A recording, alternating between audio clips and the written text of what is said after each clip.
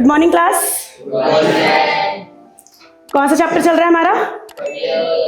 पर्यावरण। चैप्टर का नाम पर्यावरण है और चैप्टर नंबर कौन सा है? 13 है। ठीक है, तो अब हम क्या दिख रहा है आपको इस पिक्चर में? क्या है? सूर्य की किरणें आ रही है और क्या दिख रहा है? ओजोन दिख रहा है आपको?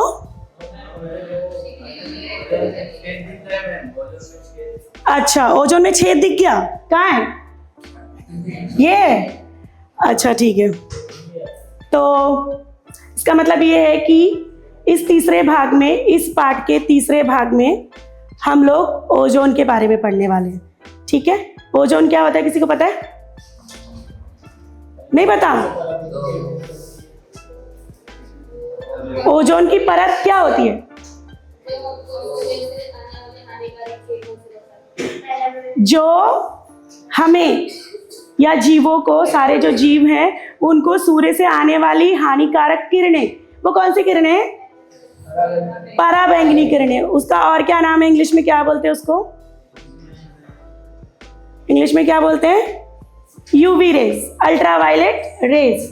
ठीक है, और उसको हिंदी में बोलते हैं पराबैंगनी किरणें। अब ये जो पराबैंगनी किरणें होती हैं ये हमारे लिए, हमारी त्वचा के लिए और अन्य जीवों के लिए, पौधों के लिए, सबके लिए बहुत हानिकारक है। ये उनको कई तरीकों से नुकसान पहुंचाती है। ठीक है, तो सबसे पहले हमें ओजोन क्या होता है, कैसे बनता है, इन सब के बारे में जानना होगा। ठीक है, तो चलो ओजोन के बारे में विस्तार से जानते हैं। सबसे पहले ओजोन परत। ओजोन परत है क्या? ये ओजोन परत पृथ्वी के समताप मंडल में एक महत्वपूर्ण क्षेत्र है जो हमें सूर्य से आने वाली हानिकारक पराबैंगनी अर्थात यूवी विकिरण से बचाता है। ठीक है, तो ये समताप मंडल क्या होता है? समताप मंडल क्या है? इंग्लिश में मैंने बताया था आप लोगों को, एक बार याद करो क्या होता है समताप मंडल। स्ट्रैटोस्फीयर होता है। ठीक है, 5 लेयर होते हैं ना, 5 परत होती है। जो पर्यावरण, जो वायुमंडल है ना हमारे अर्थ के चारों तरफ, पृथ्वी के चारों तरफ जो वायुमंडल है उसकी 5 परतें हैं। ठीक है, सबसे पहला जो परत है वो ट्रोपोस्फियर है, उसके ऊपर वाला होता है स्ट्रैटोस्फियर, उसी को बोलते हैं समताप मंडल। समताप मंडल का ही एक भाग है ओजोन की परत। ठीक है, तो ये जो समताप जो मंडल होता है हमारा, जिसमें थोड़ा टेम्परेचर अधिक होता है, ठीक है, जैसे ये स्ट्रैटोस्फियर है, इसी में एक भाग होता है हमारे ओजोन लेयर का, इसी के अंदर। ठीक है, इसी के अंदर ओजोन की एक परत होती है। तो ये जो हमारा समताप मंडल है या स्ट्रैटोस्फियर है, इसमें ही ओजोन की परत का समावेश होता है। ठीक है, इसके पहले वाला जो पिक्चर था हम लोगों ने उसमें देखा था ना, ये देखो, इसके अंदर आपको दिख रहा है ये ओजोन लेयर, यहाँ पे लिखा हुआ है। ये जो लेयर है ना, यहाँ से यहाँ तक, यहाँ से यहाँ तक, ये देखो यहाँ पे लिखा है स्ट्रैटोस्फियर। ठीक है, तो ये जो सूर्य से आने वाली किरणें हैं, पराबैंगनी जो किरणें हैं, उसी में पराबैंगनी किरणें भी होती हैं। तो जो सूर्य से आने वाली जितनी भी किरणें हैं वो आप यहाँ पे देख पा रहे हो कि जहां पर ये ओजोन की परत है ना, यहाँ से अंदर किरणें प्रवेश नहीं कर रही। ठीक है, लेकिन जहां पर ओजोन की परत देखो टूट गई है, क्षीण हो गई है, खत्म हो गई है, वहां से देखो ये सूर्य की किरणें अंदर, ये पराबैंगनी, ये लाल कलर की सूर्य की किरणें तो बहुत सारी टाइप की हैं, जो हमारे कुछ काम की भी होती हैं, जो प्रकाश संश्लेषण इन सब में काम में आता है, उसी के साथ साथ पराबैंगनी किरणें भी होती हैं। तो ये जो लाल कलर का दिखाया गया है पराबैंगनी किरणें, ये पराबैंगनी जो किरणें हैं, ये यदि ओजोन लेयर जहां पर है, ओजोन की परत है, वहां से वो अंदर नहीं आ रही है, आप देख सकते हो। लेकिन जहां पर परत खत्म हो गई है, छेद हो गया है ओजोन परत में, वहां से क्या हो रहा है, वो किरणें अंदर आ रही हैं।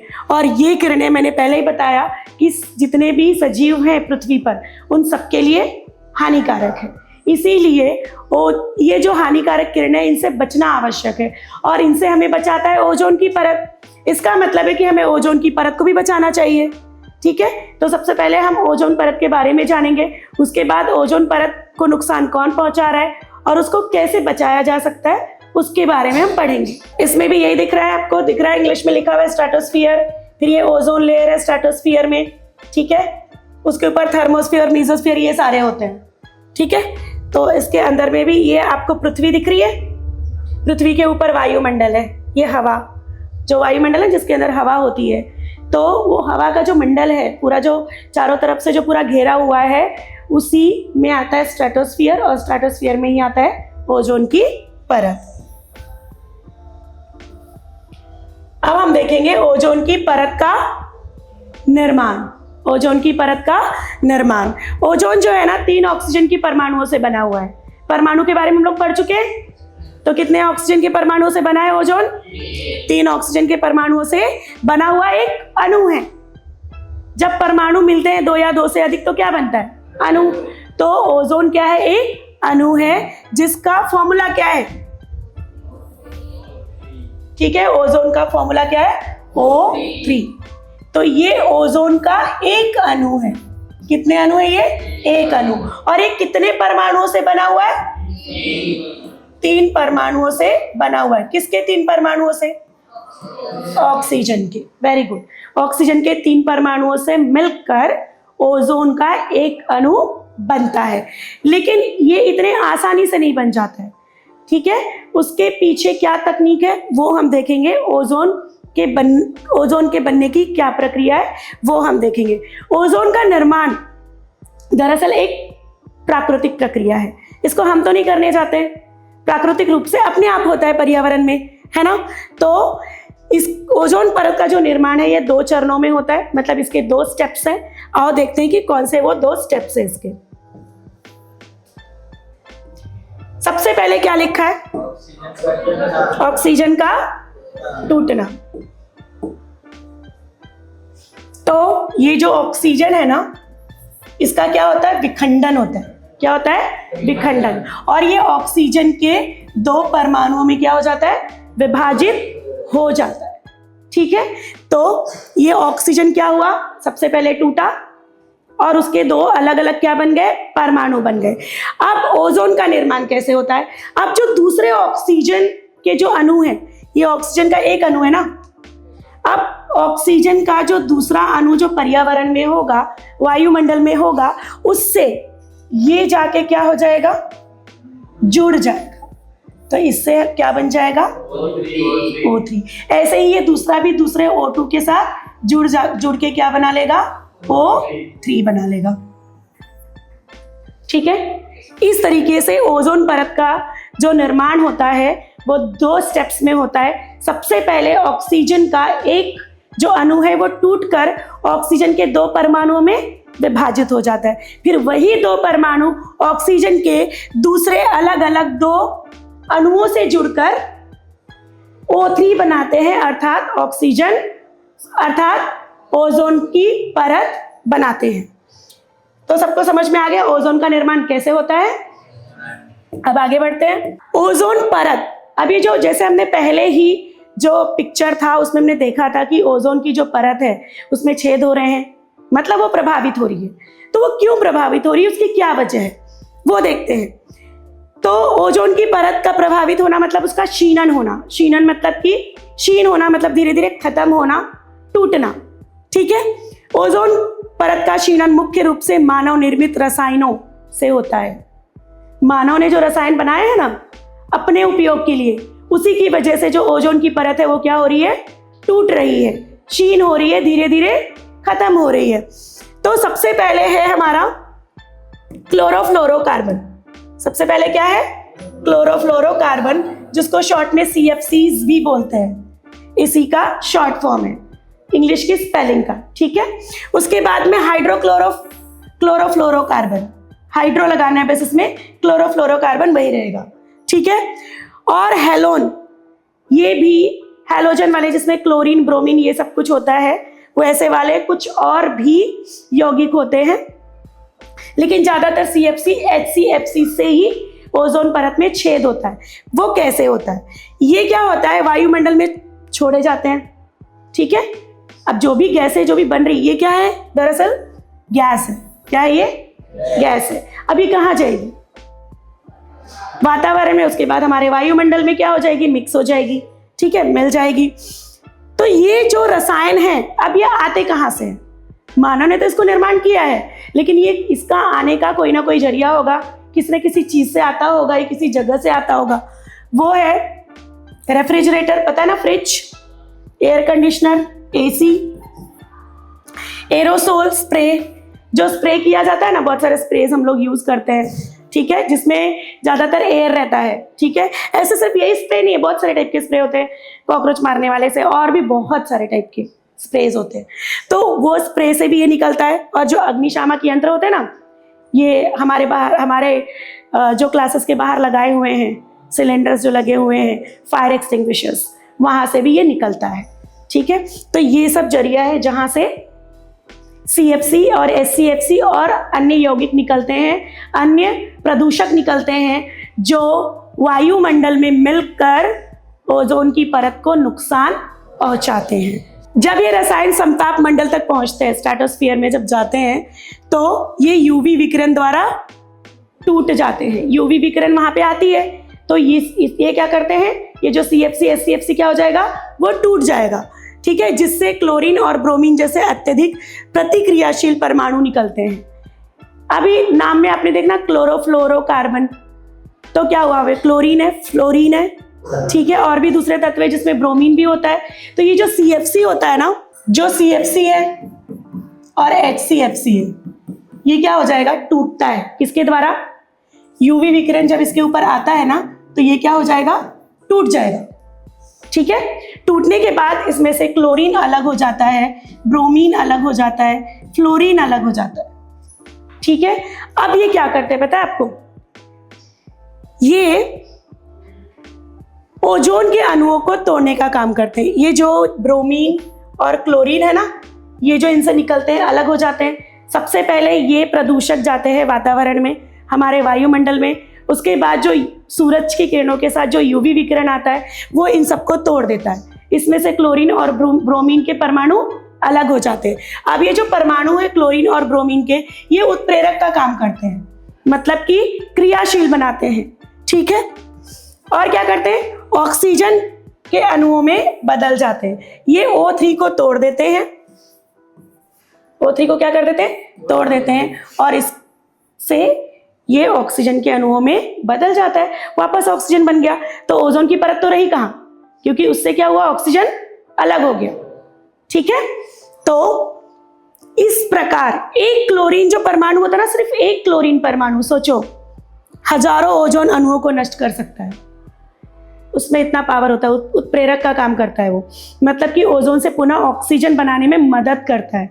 एक क्लोरीन का परमाणु कितने ओजोन के अणुओं को नष्ट कर सकता है, हजारों ओजोन के अणुओं को नष्ट कर सकता है, उसमें इतनी ज्यादा शक्ति होती है, ठीक है। तो जिससे क्या होता है, ओजोन की परत क्या हो रही है, पतली होती जा रही है, ठीक है, जिसकी वजह से उसमें क्या हो जाएगा, फिर छेद हो जाएगा। ओजोन परत के छीनन का सबसे प्रसिद्ध उदाहरण अंटार्कटिका के ऊपर ओजोन छिद्र है, जो हर साल बनता है। अगर ये मान लो भर भी गया वापस से, जैसे ऑक्सीजन से फिर वापस से ओजोन बन के भर गया, तो वापस से क्या हो जाएगा, वापस से छेद हो रहा है। ये दिख रहा है आपको, ये एरिया, ये नजर आ रहा है आपको, ये अंटार्कटिका, जो अंटार्कटिका एक जगह है ना, कोल्ड वाला पोलर रीजन है ना, जहाँ पे साल भर पूरा बर्फ से वो छाया हुआ रहता है। तो वहाँ पे ऐसा हो रहा है, जिसकी वजह से वहाँ पे UV की जो UV रेज है वो क्या हो रही है, अंदर आ रही है, क्योंकि यहाँ से वो छेद हो चुका है, परत कहीं यहाँ पे छेद ठीक से दिखाई नहीं, मतलब बताया कि धीरे धीरे ऐसे करके छेद होता है, जिसके कारण फिर ये क्या हो रहा है, देखो इसी छेद से ये क्या हो रही है, पृथ्वी पर आ रही है। कौन सी किरणें, कौन सी, पराबैंगनी किरणें। अब ओजोन की परत को बचाया कैसे जा सकता है, ओजोन परत को बचाने के लिए अंतरराष्ट्रीय स्तर पर प्रयास किए गए हैं, ठीक है, बहुत सारे प्रयास किए गए हैं। उसमें से एक जो है वो है मॉन्ट्रियल प्रोटोकॉल, ये 1987 में बना था। इस समझौते के अनुसार जो ओजोन का जो, जिससे ओजोन की परत को जो घटाने वाले जो पदार्थ हैं, उनका जो बनना है उसको कम करने के लिए कहा गया था कि ऐसे पदार्थों को कम मात्रा में या तो बनाया जाए या तो ना ही बनाया जाए, उसकी जगह पे कोई विकल्प चुना जाए। ठीक है, तो ये ओडीएस मतलब कि ओजोन डिप्लीशन सब्सटेंस, जो ओजोन को कम करते हैं। ठीक है, तो इसकी उत्पादन और खपत को चरणबद्ध तरीके से समाप्त करने का लक्ष्य रखा गया था।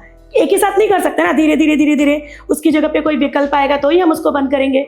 तो चरणबद्ध, चरणों में, जैसे कोई भी काम चरणों में होता है ना कि पहले स्टेप में ये, दूसरे स्टेप में वो, वैसे इसमें कई चरण स्थापित किए गए थे, जिसका उद्देश्य क्या था, लक्ष्य क्या था, ओजोन के परत को बचाना। और जो ओजोन के परत को, जो पदार्थ ओजोन की परत को खत्म कर रहे हैं, उनके उत्पादन को धीरे धीरे खत्म करना, कम करना।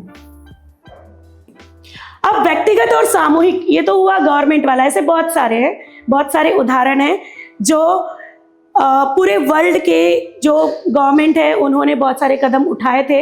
अब कुछ कदम वो भी है जो हमें व्यक्तिगत तरीके पे करने चाहिए, जिसकी वजह से क्लोरोफ्लोरोकार्बन ये बढ़े ना, इसकी मात्रा ना बढ़े। तो सबसे पहले ओजोन घटाने वाले पदार्थों से बचें। ठीक है, जैसे रेफ्रिजरेटर, एयर कंडीशनर, इन सब का कम उपयोग करें, स्प्रे का कम उपयोग करें। ठीक है, दूसरा, पर्यावरण अनुकूल उत्पादों का चयन करें। ऐसे उत्पाद का उपयोग करो जो पर्यावरण के अनुकूल हो, पर्यावरण को नुकसान नहीं पहुंचाए। दूसरा, सार्वजनिक परिवहन का उपयोग करें या साइकिल चलाएं। ये क्यों बोला गया है? क्योंकि जो बाकी के जो परिवहन होते हैं, अगर हम एक एक गाड़ी लेकर आ रहे हैं, ठीक है, स्कूल के लिए या कहीं भी जाने के लिए, तो क्या हो रहा है, उससे भी जो जीवाश्म ईंधन जलते हैं ना, उसके अंदर पेट्रोलियम जो जलता है, उससे भी क्या होता है, क्लोरोफ्लोरोकार्बन और बहुत सारी गैसें, हानिकारक गैसें बाहर निकलती हैं, है ना। तो यदि हम पब्लिक ट्रांसपोर्ट का यूज करेंगे, ठीक है, जिसमें एक साथ बहुत सारे लोग जा सकते हैं और गाड़ी एक ही चलती है, तो इतनी सारी गाड़ियों का जो वो है धुआं, वो नहीं फैलेगा। ठीक है, या फिर साइकिल से आना चाहिए। ठीक है, जो छोटे हैं, स्कूल गोइंग स्टूडेंट्स हैं, वो साइकिल वगैरह से भी आ सकते हैं, जिससे जो प्रदूषण है वो कम होगा और क्लोरोफ्लोरोकार्बन का उत्पादन भी कम होगा, और जिसकी वजह से ओजोन परत को बचाया जा सकेगा।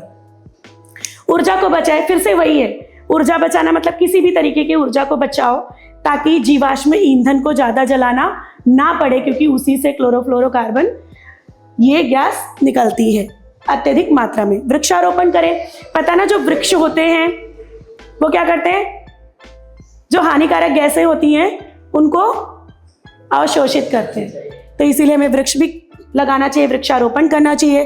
फिर जागरूकता फैलाना चाहिए। सबसे आखिरी वाला, सबसे इंपॉर्टेंट काम, सबसे जरूरी चीज है कि लोग जागरूक होने चाहिए ना, उनको पता होना चाहिए कि हमें किस चीज का उपयोग करना है, किस चीज का नहीं करना है, किस चीज के उपयोग से हमारे पर्यावरण को या ओजोन की परत को नुकसान पहुंच रहा है। ठीक है, और इसके कुछ, अब ये जो यूवी विकिरण है, ये हमारे शरीर पर क्या प्रभाव डालती है? ये हमारे त्वचा संबंधी बीमारियों को बढ़ाती है, जैसे त्वचा का कैंसर, ठीक है, और त्वचा संबंधी अन्य बीमारियां। तो त्वचा को बचाने के लिए, क्योंकि त्वचा में अगर कैंसर होगा तो हमारे शरीर में भी आ जाएगा, राइट। तो हमें अपने त्वचा को बचाना बहुत ज़्यादा ज़रूरी है, क्योंकि हमारी त्वचा ने ही शरीर के बाकी अंगों को बचा के रखा हुआ है। तो इसीलिए हमें ओजोन के परत को भी बचाना जरूरी है। ओजोन के बारे में सबको सब कुछ समझ में आ गया? किसी को कुछ पूछना है इसके बारे में? चलो आगे बढ़ते हैं। आखिरी में देखो ओजोन का, ये सब चीजें हैं जो ओजोन के परत को नुकसान पहुंचा रही। क्या क्या दिख रहा है आपको यहाँ पे? फ्रिज है, ये फायर एक्सटिंग्विशर है ना, और ये कुछ स्प्रेज है, स्प्रे टाइप के ना सारे, ठीक है, कुछ कूलिंग एजेंट्स हैं, हाँ बताए ना, बहुत सारे टाइप के स्प्रे होते हैं। तो ये सब कुछ है, इन सबको क्या करना है, हमें इससे सावधान रहना है, इनका उपयोग कम करना है, नहीं ही करना है, लेकिन नहीं चलता है तो कम करना है। अब जैसे ये सारे स्प्रे है, इनकी जगह पे और भी विकल्प उपलब्ध है जो हम उपयोग में ला सकते हैं। ठीक है, तो हमें क्या करना है, इनका उपयोग या तो नहीं करना है या तो काफी कम करना है। तो धीरे धीरे कम करते करते क्या हो जाएगा, इसका उपयोग करना ही बंद कर देंगे, लेकिन इसकी जगह पे हमें क्या खोजने होंगे, नए विकल्प खोजने होंगे। ये क्या दिख रहा है आपको? कचरा दिख रहा? पक्का? ठीक है, कचरा दिख रहा है। हाँ, तो जब हम ये हमारे इस चैप्टर का नाम हमारा पर्यावरण है, तो इसमें ये भी तो आता है ना, जैसे हमने ओजोन की परत को बचाने का तरीका देखा, ओजोन की परत के बारे में जाना है ना, वैसे ही पर्यावरण को कचरों से भी तो बचाना पड़ेगा ना, इससे भी तो पर्यावरण प्रदूषित हो रहा है। ठीक है, तो हम अगले वाले भाग में क्या पढ़ने वाले हैं, पर्यावरण को बचाना है। उसमें सबसे पहले हमें क्या करना पड़ेगा, कचरे का प्रबंधन, मतलब कचरे को सही ठिकाने लगाना होगा जिससे हमारा पर्यावरण प्रदूषित ना हो। तो देखो, कचरे को मुख्य रूप से 2 श्रेणियों में बांटा जाता है। यहाँ पे आपको कचरा दिख रहा है, no plastic, all plastic bag इसमें डालने हैं। इसमें ऐसी चीजें डालनी है जो रिसाइकलिंग होती है, जिनका पुनः चक्रण होता है, मतलब वापस बन के नया आता है। ठीक है, तो ऐसे 3 तरीके का जो कूड़ादान है वो हमें उपयोग में लाना चाहिए। आप देखते होंगे पब्लिक प्लेसेस वगैरह पे 3 तरीके का कूड़ादान, नहीं तो 2 तरीके का तो रखा ही जाता है। ठीक है, 2 तरीके का रहता है, एक रहता है ग्रीन और एक रहता है ब्लू। ठीक है, ब्लू इसमें नहीं दिखाएगा क्योंकि इसमें 3 दिखा दिया ना अलग अलग तरीके का। तो ब्लू में प्लास्टिक और ये सब कुछ जो रिसाइकलिंग की जाती है। वैसे जो दो तरीके का जो डस्टबिन होता है ना, ये जो हमारे 2 श्रेणी है ना, उसके ऊपर डिपेंडेंट है कि हमें उसमें कौन सा कचरा डालना है। तो 2 श्रेणी कौन सा होता है, एक है जैव निम्नीकरणीय कचरा और दूसरा है अजैव निम्नीकरणीय कचरा। तो सबसे पहले हम जैव निम्नीकरणीय कचरे के बारे में पढ़ते हैं, जानते हैं कि वो कचरा कौन सा होता है और उसका निपटान कैसे करना है, क्योंकि उसका निपटान भी करना पड़ेगा, क्योंकि हमारे इस टॉपिक का नाम ही क्या है, कचरे का प्रबंधन। तो ये वो पदार्थ हैं जो जैविक प्रक्रियाओं द्वारा क्या होते हैं, जीवाणु या सूक्ष्म जीवों की जो क्रिया होती है उसके द्वारा स्वाभाविक रूप से अपघटित होते हैं। ठीक है, मतलब छोटे छोटे टुकड़ों में डिवाइड होकर मिट्टी में मिल जाते हैं। ठीक है, इसको बोलते हैं डीकंपोज होना। और ये किसके द्वारा होते हैं, जीवाणु और सूक्ष्म जीवों द्वारा होते हैं। ठीक है, और उसके बाद क्या हो जाता है, आखिरी में ये मिट्टी में मिल जाते हैं। उदाहरण देखो कौन कौन सा है जैव निम्नीकरणीय कचरे का।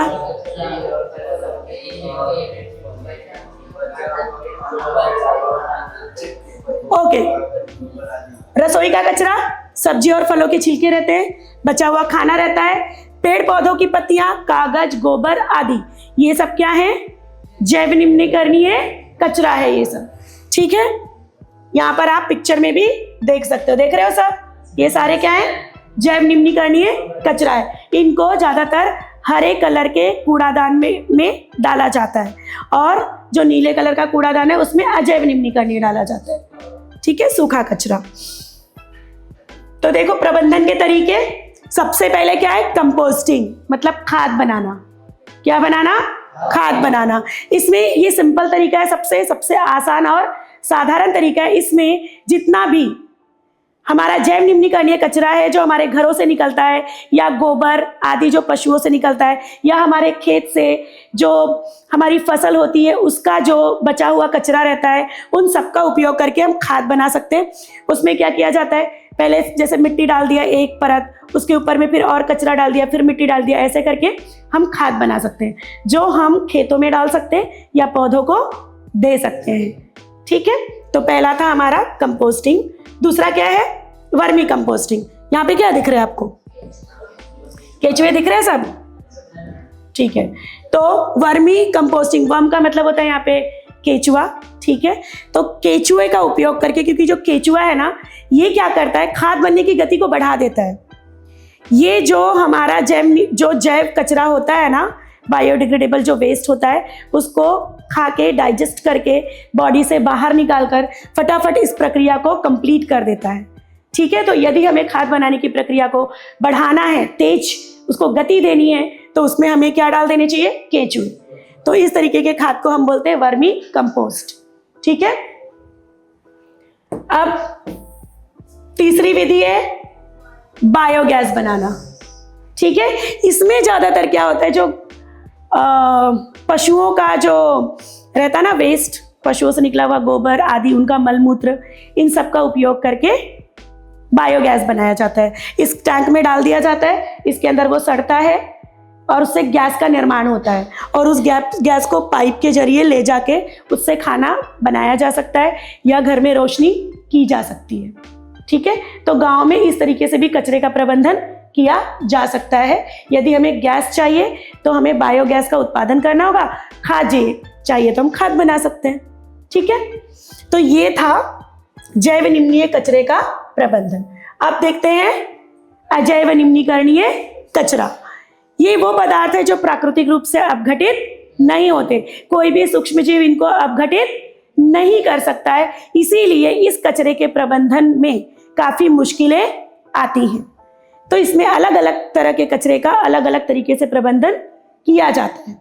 ठीक है, क्योंकि ये अपघटित नहीं होते और इनको सैकड़ों वर्ष लग जाते हैं अपघटित होने में। यदि हम इनको पर्यावरण में ऐसे ही फेंक कर रखेंगे तो ये क्या होंगे, पर्यावरण को प्रदूषित करेंगे, पर्यावरण को खराब कर देंगे।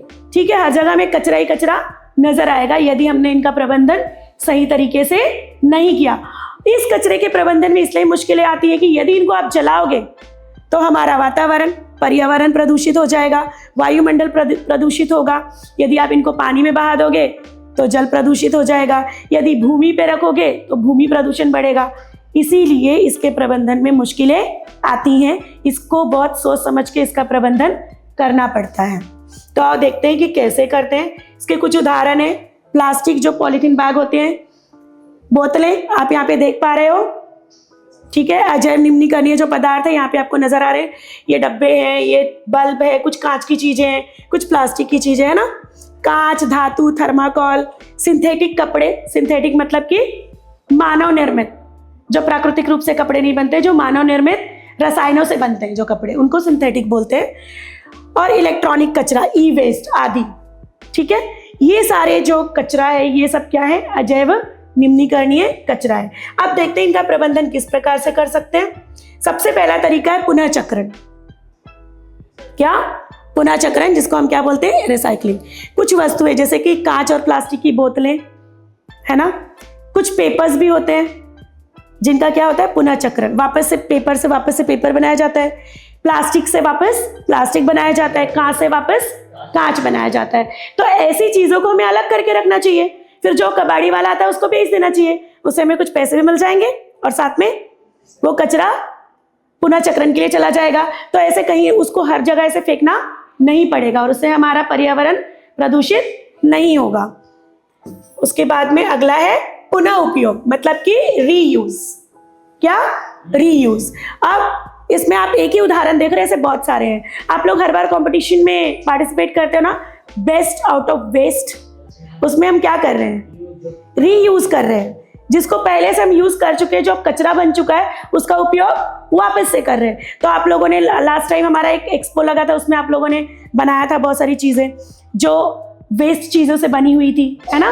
तो ये तो सिर्फ एक उदाहरण है बोतल का। ऐसे आप बहुत सारा, जैसे घर में जो भी जार आते हैं, उसका आपके घर में जो राशन का जो सामान है उसको संग्रह करने के लिए यूज में आ सकता है। अलग अलग तरीके से जो हमारे घर को जो सजावट की जो वस्तुएं होती हैं वो सब बनाया जा सकता है ना। तो ऐसे करके भी हम क्या कर सकते हैं, कचरे को कम कर सकते हैं। ठीक है, तीसरा है कचरे को कम करना, मतलब कि हम उसको बढ़ा ही नहीं ना। तो कैसे, देखो यहाँ पे बताया गया है कि ये जो पॉलीथीन बैग है ना, इसकी जगह पे आप ये बैग यूज कर लो। आप ये बैग साल भर यूज करेंगे, इस साल भर में आपको कितनी सारी पॉलीथीन बैग यूज करनी पड़ेगी, तो कचरा बढ़ेगा ना यहाँ पे। तो हम यहाँ पे क्या कर रहे हैं, कचरे को कम कर रहे हैं। ठीक है, समझ में आ रहा है। रिड्यूस करना, रीयूज करना डिफरेंट चीज है। ठीक है, रीयूज करके भी एक रिडक्शन का ही काम होता है, लेकिन यदि आप ऐसा करो ही ना कि ज्यादा कचरा बने, तो उसके लिए भी हम कुछ कर सकते हैं। उसके बाद देखो यहाँ पे दिया है, इस तरीके की बॉटल की जगह पे रीयूजेबल जो बॉटल होता है, कॉफी मग होता है जिसको बार बार यूज कर सकते हैं, वो करो। आजकल हम पेपर प्लेट्स, थर्माकोल के प्लेट्स ये सब यूज करते हैं ना, क्यों ना हम उसकी जगह पे अपने घर की प्लेट्स यूज करें, तो कचरा कम नहीं होगा। तो हम क्या कर रहे हैं, रिड्यूस कर रहे हैं। ऐसे बहुत सारे तरीके। देखो पेपर नैपकिन वगैरह आती है ना, टिश्यू पेपर वगैरह, उसकी जगह पर यदि हम कपड़े वाला नैपकिन यूज करें, वापस से यूज हो सकता है, हम अपने घर का लेकर जाए, राइट। किचन में भी लोग बहुत सारे जगह पे टिश्यूज वगैरह यूज करते हैं, उसकी जगह पे हम कपड़ा यूज कर सकते हैं। तो क्या हो रहा है, यहाँ पर जो अजैव निम्नीकरणीय जो पदार्थ है उनका क्या हो रहा है, उनको हम कम कर रहे हैं, ठीक है, क्योंकि उनका यूज हम ज्यादा नहीं कर रहे हैं, तो उसको हम बोलते हैं कम करना अर्थात रिड्यूस करना, ठीक है। अगला भस्मीकरण। अब कुछ कचरा ऐसा होता है जिसको हम जला सकते हैं उच्च तापमान पर, ठीक है, तो उसके लिए ना एक व्यवस्था होती है, इसको इंसिनरेशन टैंक बोलते हैं, भस्मीकरण टैंक, जिसमें हम कुछ कचरा को भस्म कर सकते हैं। अब वो कचरे को भस्म करना पड़ता है जिससे जो धुआं निकले और वो पर्यावरण को प्रदूषित ना करे। सारे कचरे को हम नहीं जला सकते, कुछ को जला सकते, जैसे पत्तियां वगैरह अगर हमने खाद नहीं बनाया जला सकते हैं, खेतों में पत्तियां वगैरह होती है ना जिसको जलाया जाता है, वो भस्मीकरण ही है। तो यदि शहरों में ये काम करना है तो फिर ऐसे खुले में तो नहीं जला सकते, उसके लिए कुछ जगह बनानी पड़ेगी। उसमें से एक है भस्मीकरण टैंक, जिसमें इन कचरे को क्या किया जाता है, जलाया जाता है। तो सारे कचरे को नहीं जला सकते, मैंने बोला ना अलग अलग तरीके के कचरे के लिए अलग अलग प्रबंधन है, क्योंकि अजैव निम्नीकरणीय जो कचरा है ये अपघटित नहीं होता है, और इसका जब प्रबंधन करने जाओ एक ही तरीके से सारे कचरों का यदि प्रबंधन किया तो एक का तो प्रबंधन कर दोगे लेकिन दूसरा पर्यावरण को नुकसान पहुंचाएगा, है ना। तो भस्मीकरण में ऐसे पदार्थों का समावेश होता है, ऐसे पदार्थों को भस्म किया जाता है, जलाया जाता है जिसके धुएं से पर्यावरण को नुकसान ना पहुंचे, ठीक है। अब है अगला पांचवा, लैंडफिल, मतलब जमीन, जो निचली जमीन होती है ना, निचले इलाके होते हैं, जैसे हमारा शहर है, हमारे शहर के बाहर अगर ऐसा कोई इलाका है जो नीचा है बहुत, अब वहां लाके मिट्टी भरना पड़ेगा यदि वहां घर वर बनाना है ना, तो हम क्या कर सकते हैं, ये जो कचरा ना प्लास्टिक वगैरह का, ये पता ना हजारों साल तक तो कुछ नहीं होने वाला इसको, तो क्या करेंगे हम इसको गड्ढों में भरते जाएंगे, उसके बाद दबाव डालते जाएंगे, एक के ऊपर एक जब पड़ेगा अपने आप दबाव बढ़ जाएगा, है ना। तो ऐसे क्या होगा, हमारे कचरे का प्रबंधन भी हो गया और वो जमीन भी क्या हो गई, भर गई, ऊंची हो गई, अब उसका उपयोग हम कर सकते हैं। अब इसमें क्या होता है, दोनों तरीके का कचरा भरा जा सकता है, जैव निम्नीकरणीय भी और अजैव निम्नीकरणीय भी। जैव निम्नीकरणीय तो मिट्टी में मिल जाएगा, अजैव निम्नीकरणीय उसी में रहेगा। अब यदि इस पे गार्डन वगैरह बनाया, जैसे हेवी बिल्डिंग नहीं बना सकते क्योंकि वहां पे हमने मिट्टी नहीं भरी है, कचरा भरा है, तो इस पे जैसे छोटे मोटे जो मैदान होते हैं, है ना, खेलने के लिए बच्चों के लिए उद्यान होते हैं, ये सब का निर्माण किया जा सकता है, लेकिन घर वगैरह यहाँ पे नहीं बनाया जा सकता, ठीक है। तो ये था पांचवा तरीका जिससे हम अजैव निम्नीकरणीय कचरे का प्रबंधन कर सकते हैं। तो इस भाग में हम लोगों ने, जो हमारा भाग तीसरा था चैप्टर नंबर 13 का, और ये अंतिम भाग था जिसके अंदर हम लोगों ने ओजोन की परत के बारे में पढ़ा और साथ में जैव और अजैव निम्नीकरणीय कचरे के बारे में और उनके प्रबंधन के बारे में पढ़ा। किसी को कोई क्वेश्चन करना है? सबको समझ में आ गया? ओके, तो ये चैप्टर हमारा यही समाप्त होता है। धन्यवाद।